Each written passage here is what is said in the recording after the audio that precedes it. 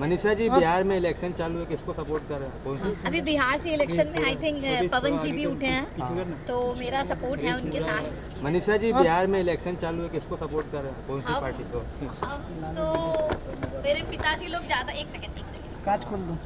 कांच खोलो, पीछे थोड़ा हटना है, आसिम यार। नीचे नीचे नहीं दिखता, कौन है बाजू में मेरे? अरे मेरा जी, किसको सपोर्ट कर रहे हैं? अभी बिहार से इलेक्शन में आई थिंक पवन जी भी उठे हैं, तो मेरा सपोर्ट है उनके साथ, क्योंकि पवन भैया हमारे मतलब ऐसे ही क्लोज भी हैं, तो हम चाहेंगे कि वो जीते।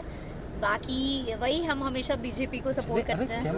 लेकिन बीजेपी पे जो एलिगेशन लग रहे हैं उस पर क्या बोलना चाहोगे आप? भैया ये एलिगेशन क्या लगा हमको नहीं पता, क्योंकि झूठ नहीं बोलेंगे, हम पॉलिटिक्स में इतना ज़्यादा थोड़ा हमको इतना पता नहीं रहता, इसलिए। मनीषा जी, एलविश भाई जीत गए प्ले लोड, क्या कहना चाहोगे?